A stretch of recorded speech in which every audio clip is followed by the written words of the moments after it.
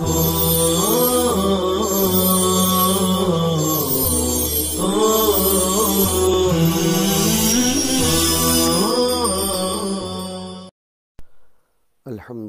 رب العالمین والصلاة والسلام علی اشرف الانبیاء والمرسلین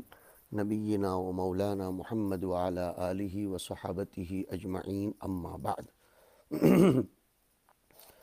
ترجمۃ الباب دیکھیے، ذکر ما ینبغی للحاکم ان یجتنبہ، حاکم اور قاضی کے لیے کن کن اوصاف اور کن کن چیزوں سے بچنا ضروری ہے۔ یہ باب مصنف کی سنن کبریٰ میں نہیں ہے، سنن صغریٰ جو ہمارے سامنے ہے جس کا نام مجتبیٰ ہے،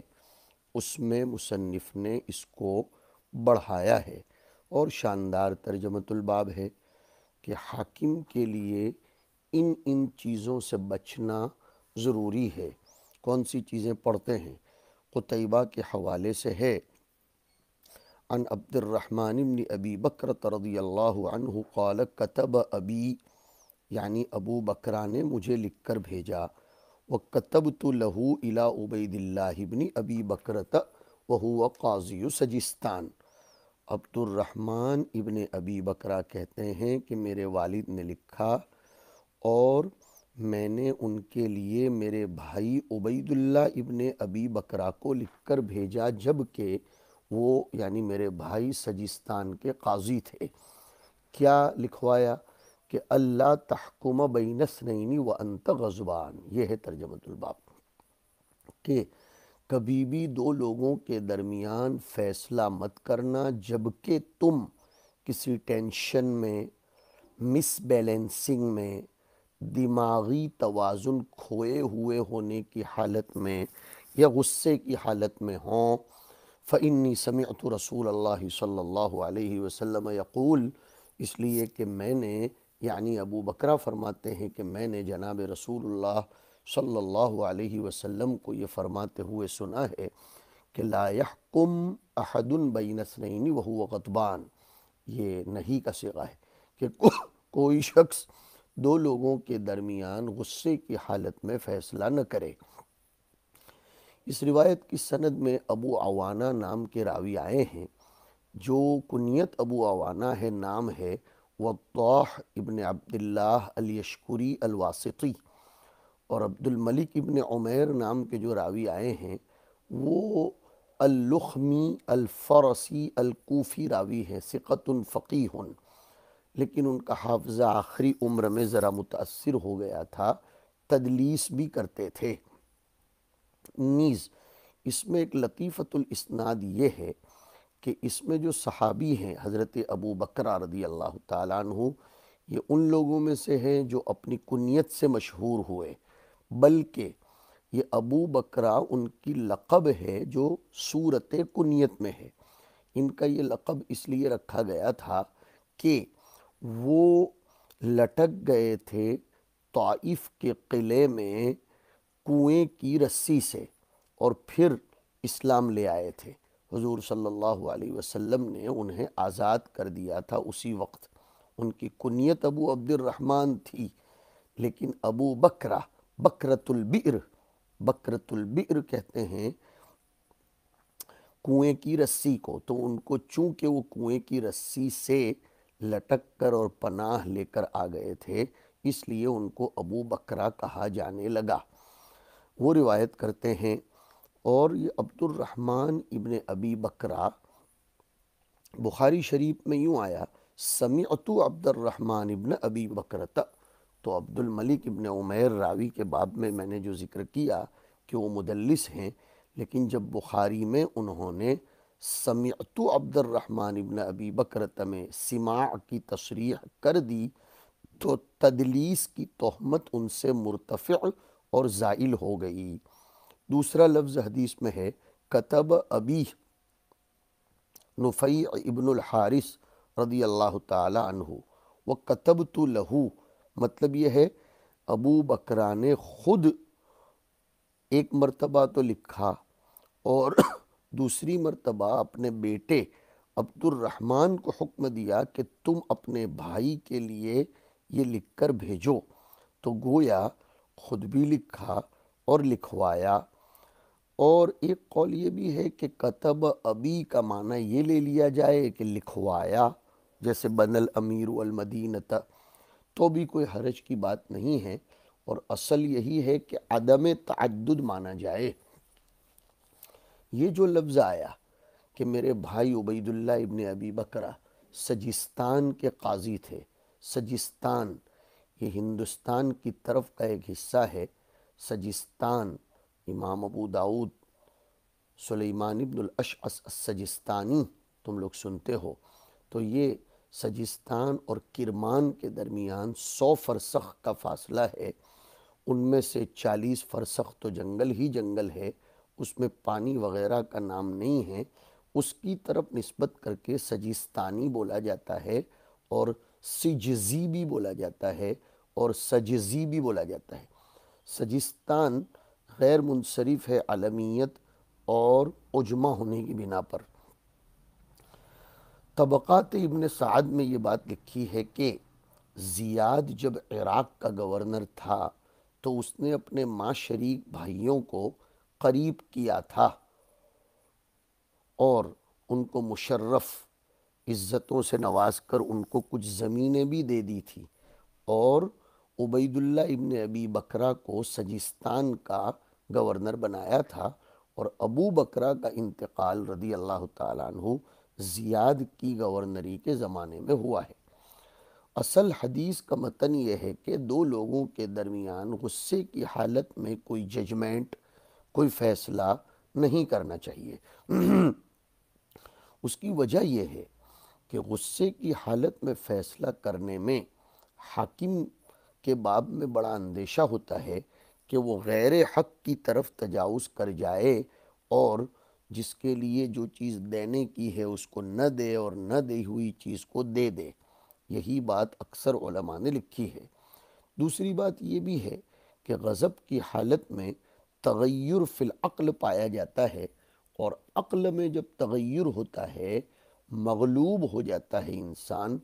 تو فیصلے کے لیے جو فکر و نظر درکار ہے اس میں اختلال اور کمی پیدا ہو جاتی ہے، اور پھر فیصلہ صحیح شکل میں ہو نہیں پاتا۔ یہیں سے علماء نے قاعدہ بنایا کہ ہر وہ کیفیت جس کے ذریعے تغیر فکر ہو جائے، فکر و نظر میں تبدیلی ہو جائے، جیسے سخت بھوک، سخت پیاس، سخت نیند، اور ہر وہ چیز جس کی وجہ سے دماغ اور دل متاثر ہو اور استدلال کی طاقت پر اثر پڑے، تو ایسی صورت میں فیصلہ نہیں کرنا چاہیے۔ اب سوال یہ پیدا ہوتا ہے کہ صرف پھر غضب کا یہاں کیوں استعمال کیا گیا اور غضب ہی پر اکتفا کیوں کیا گیا؟ اس کی وجہ یہ ہے کہ غصہ انسان کی طبیعت پر اتنا زیادہ حاوی اور غالب ہوتا ہے جتنا بھوک، پیاس، نیند غالب نہیں ہوتی، اور بھوک، پیاس، نیند کا تو مقابلہ بھی انسان کر سکتا ہے، لیکن غصے کا مقاومت اور مقابلہ بڑا مشکل ہے۔ امام بیہقی رحمۃ اللہ علیہ نے ایک روایت نقل فرمائی کہ لا یقضی القاضی الا وهو شبعان ریان۔ تو دیکھو یہاں وہ دونوں چیزیں آ گئیں جس پر ہم کلام کر رہے ہیں۔ مطلب یہ ہے کہ فیصلہ اسی وقت ہو جب کہ فکر و نظر مستقیم ہوں، تو نہیں کی علت مشترک ہے، یعنی تغیر فکر نہیں ہونا چاہیے۔ اس روایت سے بہت سے فائدے مستفاد ہوتے ہیں، جس میں سے ایک تو جو میں کہہ رہا ہوں کہ اختلال فکر کی حالت میں فیصلہ نہیں کرنا چاہیے۔ دوسرا، کتابت بالحدیث کا درجہ وہی ہے جو سماع من الشیخ کا درجہ ہے وجوب العمل کے باب میں۔ ایک فائدہ یہ بھی پتہ چلتا ہے کہ حکم کا ذکر کرنا اس کی دلیل کے ساتھ تعلیم تعلم کے باب میں یہ موجود ہے، جیسے کہ فرمایا یہاں کہ اس کی دلیل یہ دے دی کہ بھئی اس کی وجہ سے انسان اپنی فکر میں اختلال پیدا کر دیتا ہے۔ اس سے یہ بھی پتہ چلتا ہے کہ باپ اپنے بیٹوں کے ساتھ کیسی شفقت کرتا ہے کہ ابو بکرہ نے اپنے بیٹے کو مستقل یہ نصیحت لکھوائی۔ اب علماء کرام کا اس سلسلے میں بہت اچھا قول ہے کہ اگر کسی شخص نے فیصلہ غصے کی حالت میں کر دیا تو اس کا فیصلہ نافذ ہوگا یا نہیں ہوگا؟ شریح، عمر ابن عبدالعزیز، امام صاحب، امام شافعی وغیرہ اس کو مکروہ کہتے تھے اور اس دلیل سے بھی استدلال کرتے تھے۔ حضرت عمر رضی اللہ تعالی عنہ نے حضرت ابو موسیٰ کو یہ لکھا تھا کہ ایاک والغضب والقلق والزجر والتأذی بالناس والتنکر لهم عند الخصومة فَإِذَا رَأَيْتَ الْخَصَمَ يَتَعَمَّدُ الظُّلْمَ فَأَوْجِعْ رَأْسَهُ، یعنی غصے سے کوسوں دور رہنا، ٹینشن، انتشار، دماغی فکر کی الجھن اور لوگوں کو تکلیف پہنچانا، ان سب سے بھی دور رہنا، اور جب خصومت ہو لوگوں کے درمیان تو ان کے لیے اپنے آپ کو دور مت کر دینا۔ ہاں، جب تم کسی شخص کو جان بوجھ کر ظلم کرتے ہوئے دیکھو تو اس کے سر کو تکلیف پہنچانا، یعنی اس کو سزا دینا۔ لیکن اصل بات یہ رہ جاتی ہے طلبہ عزیز کہ غصے کی حالت میں کیا ہوا فیصلہ نافذ ہوگا یا نہیں، یعنی اس کو عمل میں لایا جائے گا یا نہیں لایا جائے گا۔ تو قاضی اگر غصے کی حالت میں فیصلہ کرے تو ایک قول تو یہ ہے کہ اس کا فیصلہ نافذ نہیں ہوگا، اس لیے کہ غصے کی حالت میں فیصلہ کرنا منہی عنہ ہے، اور نہیں کر دی گئی اس کی تو وہ منہی عنہ کے فساد کو مقتضی ہے۔ اور امام شافعی رحمۃ اللہ علیہ کا قول یہ ہے کہ اس کا فیصلہ نافذ ہو جائے گا، اس لیے کہ حضور کے پاس زبیر اور ایک انصاری دونوں کے درمیان مخاصمہ ہوا تھا پانی کی نلکی کے بارے میں۔ حضور نے حضرت زبیر کو پہلے فرمایا تم پانی پلا دو اپنے کھیت کو، پھر اپنے پڑوسی کی طرف پانی بھیجنا، تو انصاری اس پر ناراض ہوئے تھے اور کہا تھا تمہارے پھوپھی زاد بھائی ہیں اس لیے اس کی طرفداری میں فیصلہ کرتے ہو۔ حضور ناراض ہو گئے تھے اور حضور نے فرمایا تھا زبیر کو کہ تم پانی پلا کر پانی روک لینا۔ تو دیکھو یہ فیصلہ آخری کہ تم پانی پلا کر روک لینا، یہ حضور نے اپنے غصے کی حالت میں کیا لیکن اس کو نافذ کر دیا گیا۔ ایک قول یہ بھی ہے کہ غصہ حاکم کو حکم دینے اور فیصلہ کرنے میں مانع تب بنتا ہے جب کہ وہ غصہ مسئلے میں مقدمے میں فیصلے کی جہت کے واضح ہونے سے پہلے آ جائے۔ لیکن اگر فیصلے کی جہت واضح ہو جائے اور پھر غصہ عارض ہو حاکم کو تو یہ معنی نہیں بنے گا، اس لیے کہ حق بات غصے سے پہلے اس کے سامنے واضح ہو چکی تھی، لہذا اب غصہ اس میں اثر انداز نہیں ہوگا۔ جہاں تک دوسرے قول میں حضور کے غصے کی حالت میں فیصلہ کرنے کی تنفیذ سے استدلال کیا گیا ہے، ابن حجر عسقلانی لکھتے ہیں کہ حضور اکرم صلی اللہ علیہ وسلم کا معاملہ الگ ہے، آپ معصوم تھے، آپ غصے میں بھی وہی بات فرماتے تھے جو حالت رضا میں فرماتے تھے، اس لیے دوسروں کے حق میں تو بہرحال غصے کی حالت میں فیصلہ کرنا یہ مکروہ ہی رہے گا۔ امام نسائی کو داد دیتے ہیں کہ فوراً ترجمۃ الباب دوسرا قائم کرتے ہیں کہ الرخصۃ للحاکم الامین ان یحکم وہو غضبان، امین کی قید لگائی کہ اگر حاکم اور قاضی امانت دار ہے، وہ اپنے آپ پر کنٹرول کر لیتا ہے اور غصے کی حالت میں بیلنس اس کا گم نہیں ہوتا تو اسے غصے کی حالت میں فیصلہ کرنے کی اجازت ہے۔ مصنف اس ترجمۃ الباب کے ذریعے جمہور کے مذہب کو راجح قرار دینا چاہتے ہیں کہ غصے کی حالت میں حاکم کا فیصلہ نافذ ہوگا، اور اسی واقعے سے استدلال کرتے ہیں جو میں نے ابھی حضرت زبیر اور ایک انصاری کے باب میں سنایا، جو روایت میں ہے۔ دیکھیے یونس ابن عبدالعلیٰ کے حوالے سے، ان عروۃ بن الزبیر حدثہ ان عبد اللہ بن الزبیر حدثہ عن الزبیر بن العوام انہ خاصم رجلا من الانصار قد شہید بدرا مع رسول اللہ صلی اللہ علیہ وسلم فی شراج الحرۃ کانا یسقیان به کلاہما النخل، کہ ان دونوں میں ذرا آپس میں تو میں ہو گئی ایک پانی کی نلکی کے بارے میں، جس کے ذریعے وہ دونوں کھجوری کو پانی پلاتے تھے، اپنے کھجور کے باغ کو۔ فقال الانصاری سرح الماء یمر علیہ، انصاری نے حضرت زبیر کے ساتھ جو مخاصمہ کیا تو انصاری نے کہا پانی گزر جانے دو، فابا علیہ، فقال رسول اللہ صلی اللہ علیہ وسلم اسقی یا زبیر ثم ارسل الماء الی جاریک، حضور نے شفقتاً ترحماً پہلے یہ مشورہ دیا۔ فغضب الانصاری، انصاری ناراض ہو گئے اس لیے کہ پہلے ان کے کھیت کو پانی پلانے کا فیصلہ نہیں آیا۔ وقال یا رسول اللہ ان کان ابن عمتی کا، ہاں میں سمجھتا ہوں تمہارے پھوپھی کے بیٹے ہیں زبیر، اس لیے تم نے ان کی طرفداری میں فیصلہ کیا۔ حضور ظاہر بات ہے یہ سن کر ناراض ہو گئے۔ فتلون وجہ رسول اللہ صلی اللہ علیہ وسلم ثم قال یا زبیر اسقی ثم احبس الماء حتی یرجع الی الجدر، تم پانی پلا کر پانی روک لو یہاں تک کہ وہ پانی واپس لوٹ جائے۔ فاستوفى رسول اللہ صلی اللہ علیہ وسلم للزبیر حقہ، وکان رسول اللہ صلی اللہ علیہ وسلم قبل ذلك اشار علی الزبیر برأی فیہ السعة لہ وللانصاری،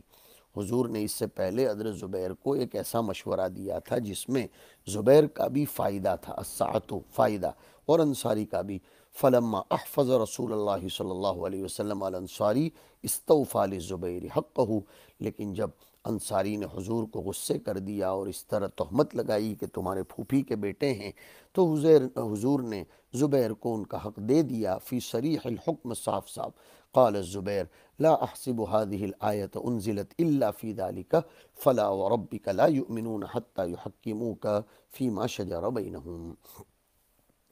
اس روایت کی سند میں روایت الصحابی عن الصحابی اور روایت التابعی عن التابعی، اور ایک راوی اپنے بھائی سے اور وہ ان کے والد سے روایت کرتے ہیں، یہ لطیفۃ الاسناد ہے۔ نیز عبداللہ ابن زبیر کا کسی روایت میں ہونا یہ بھی لطیفہ ہے، اس لیے کہ ہجرت کے بعد سب سے پہلے یہی مدینہ منورہ میں پیدا ہوئے تھے۔ مسلمانوں کو بڑی خوشی ہوئی تھی، اس لیے کہ منافقین اس طرح تبصرے کرتے تھے کہ یہود نے مسلمانوں پر جادو کر دیا ہے، ان کے یہاں بچے ہی نہیں ہو رہے ہیں۔ اللہ نے ان کی اس تہمت کو دور کر دیا۔ خیر، یہ جو شخص تھا وہ انصاری تھا، یعنی نسب کے اعتبار سے، نصرتاً اور دیناً انصاری نہیں تھا، ورنہ وہ حضور پر ایسی تہمت نہیں لگا سکتا کہ تمہارے پھوپھی کے بھائی ہیں، پھوپھی کے بیٹے ہیں، اس لیے تم طرفداری میں فیصلہ کر رہے ہو۔ یہ منافق تھا، انصار سے نسباً تعلق رکھتا تھا۔ اور یہ بھی کہہ سکتے ہیں کہ منافق نہ ہو، لیکن شیطان نے اس کے پاس یہ جملہ کہلوا دیا ہو، جیسے حاتب ابن ابی بلتعہ، حسان، مستح، حمنا، ان لوگوں کو رضی اللہ عنہم شیطان نے ذرا سا قصہ افک کے باب میں پھسلا دیا تھا، لیکن پھر وہ لوگ باز آ گئے تھے، توبہ کر لیا تھا، اور ان کو ان کے اس قصور پر پکڑا نہیں گیا تھا۔ شراج الحرہ کا جو لفظ آیا اس سے مراد ہے مسیل الماء الی النخل والشجر۔ مدینہ میں دو وادیاں تھیں جو دونوں بارش کے پانی سے بہتی تھیں، لوگ اس میں تنافس کرتے تھے، تو حضور نے پہلے فیصلہ جن کا کھیت اوپر کی سائٹ پر تھا اس کے حق میں کر دیا، اور سرح الماء ای اطلق ہو، یہ اس لیے فرمایا کہ پانی پہلے زبیر کی زمین سے گزرتا تھا، انصاری کی زمین سے پہلے، اس لیے انہیں کہا کہ تم اس کو پہلے پانی پلا دو، پھر بازو والے کے کھیت تک پہنچا دینا۔ انصاری جلدی کرنا چاہتے تھے کہ پہلے میں پلاؤں، اس لیے یہ معاملہ درپیش ہوا۔ یہ مخاصمت پانی پلانے کے باب میں تھی۔ حضرت زبیر انصاری سے پہلے پانی پلانے کو کہے گئے، اس لیے کہ جیسے میں نے ذکر کیا کہ ان کا کھیت اوپر کی سائیڈ پر تھا، اور پھر وہ بات ہوئی جو آپ کے سامنے ہے۔ لیکن یہاں حضور نے غصے کی حالت میں بھی فیصلہ کیا، مصنف نے اس پر ترجمۃ الباب قائم کیا کہ غصہ تھا، لیکن وہ حکیم امین یعنی حضور اکرم صلی اللہ علیہ وسلم تھے، اور امین نبی سے بڑھ کر کون ہو سکتا ہے، اور نبی امین ہی امین ہوتا ہے یعنی مأمون ہوتا ہے، اس لیے اس کو اس چیز کی اجازت دی گئی۔ یہ جو اخیر میں ایک لفظ بڑھایا ہے کہ وہ احدہما یزید علی صاحبہ فی القصہ، یعنی دو شیخ یونس اور حارث، انہوں نے یہ پوری حدیث سنائی، لیکن دونوں کی روایتوں میں کچھ زیادتی ہے جو دوسرے کی روایت میں نہیں ہے، اور یہ کوئی مضر نہیں ہے۔ ایک کو معرفت اور علم زیادہ ہو دوسرے کے مقابلے میں، دونوں ثقہ ہے، دونوں میں سے ایک کی زیادتی مضر تب ہوتی ہے جبکہ ایک ثقہ ہو اور دوسرا ضعیف ہو، جیسے مصطلحات حدیث میں یہ باتیں ذکر کی جاتی ہیں۔ وصلی اللہ علی النبی